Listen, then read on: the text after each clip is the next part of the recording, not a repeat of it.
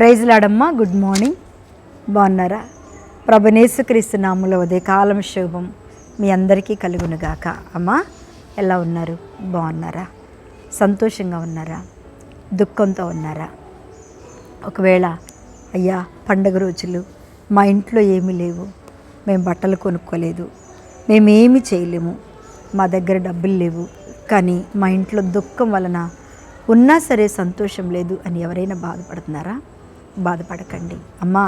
మన దేవుడు అద్భుతమైన ఆశీర్వాదాలను ప్రభు ఇచ్చేవాడు. ఎంత గొప్ప దేవుడు అంటే ఆ ఘనమైన తండ్రిని మనం ఘనంగానే ప్రేమిస్తాం.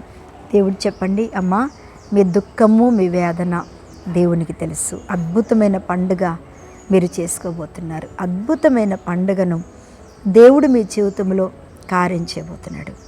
ఆమేన్ చెప్తామా? అందరూ దేవునికి సమానమే. భోజనము బట్టలను బట్టి కాదమ్మా మన పండుగ. భోజనం మంచి బిర్యానీ తింటేనే, మంచి కూరలు వండుకుంటేనే పండుగ, లేకపోతే మంచి కాస్ట్లీ బట్టలు కట్టుకుంటేనే పండుగ కాదు. తెలుసా? ఎందుకంటే ఒకప్పుడు పండగకి నాకు నా పిల్లలకి బట్టలు ఉండే కాదు. నిజంగా నేను చెప్తున్నా, మామూలు సింపుల్ చీర 150 రూపాయలు, లేకపోతే లేకపోయినా పర్వాలేదు, మా పిల్లలకు కూడా 100 రూపాయలు ఇలా కొని మేము ఆనందకరమైన పండుగ చేసుకునేవాళ్ళం. కోడిగుడ్డు పులుసు, చిక్కుడుగాయ కూర వండుకొని అద్భుతమైన పండుగను మేము చేసుకునేవాళ్ళం కదా. మాంసం తినాలనుకున్నప్పుడల్లా తింటాం, బట్టలు కొనుక్కోవాలప్పుడన్నా కొనుక్కుంటాం, ఎప్పుడు వేసుకుంటాం. దేవునికి మహిమ కలుగును గాక. ఈరోజు చూడండి, ఒక పాత చీరను నాకు కొన్ని సంవత్సరాలు ఉంటే నా దగ్గర చీరలు, ఎందుకంటే నేను చక్కగా గంజి పెట్టుకుంటా, మంచిగా మడత పెట్టుకుంటా, మంచిగా వాటిని కొత్త బట్టల్లా కట్టుకుంటా. అవి కొత్త బట్టలు కాదా?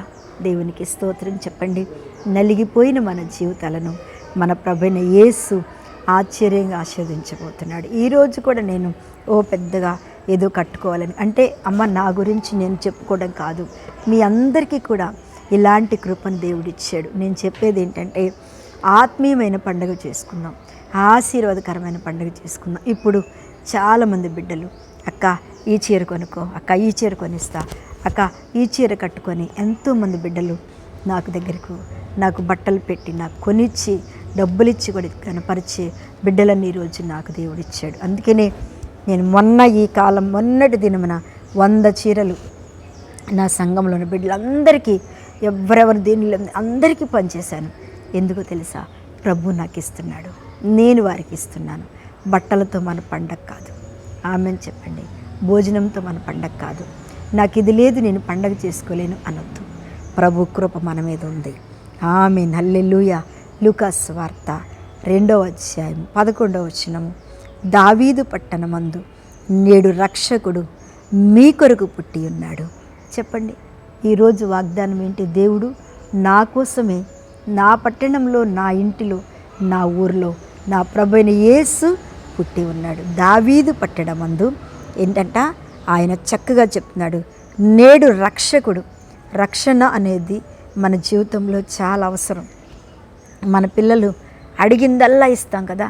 మన పిల్లలు మామూలు పిల్లలు కాదు. ఇప్పుడు ఎంత అడుగుతారు?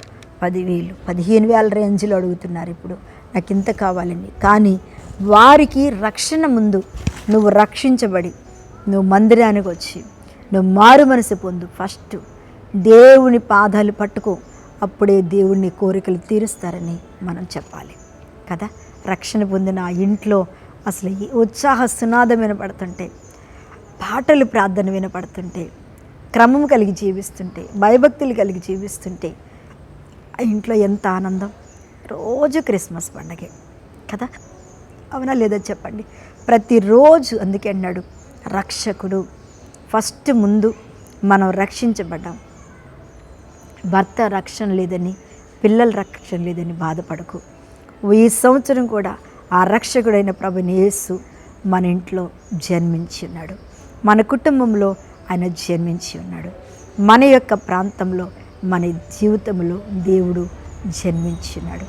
అందుకని దేవుని బిడ్డలారా, నిజంగా ఆయన అంటున్నాడు, ఈయనే ప్రభువైన క్రీస్తు, దానికి ఇదే మీ కానవాలు. ఒక శిశువు పొత్తి గుడ్డలతో చుట్టబడి ఈ యొక్క తొట్టిలో పండుకొనింట మీరు చూచెదరు.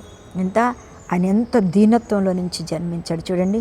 ఒక శిశువు పొత్తిగుడ్డల్లో చుట్టబడి ఎక్కడంట ఒక తొట్టిలో పండుకొనబెట్టి ఉన్నాడు.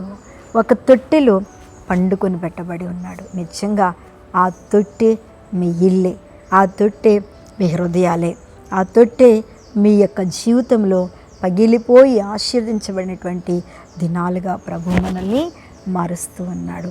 అందుకే అన్నాడు, ఈయనే ప్రభువైన యేసు. ఆయన మన కొరకే పుట్టాడు, మనల్ని దీవించటం కొరకే, మనల్ని ధన్యులుగా చేయటం కొరకే, మనలను ఆయన మహిమలో నడిపించటం కొరకే. అమ్మా, మన అవసరం తీర్చడానికి మన తల్లిదండ్రులు మన అవసరాలను, మన భారాన్ని ఎలా మోస్తున్నారో మన తండ్రి కూడా మన భారాన్ని, మన అవసరతలు అలాగే తీరుస్తున్నాడు, మోస్తున్నాడు. ఆమెను చెప్దామా? ప్రభువైన యేసు మనందరికీ తోడయుండి దీవించునుగాక. కళ్ళు మూసుకోండి, ప్రార్థన చేస్తాను.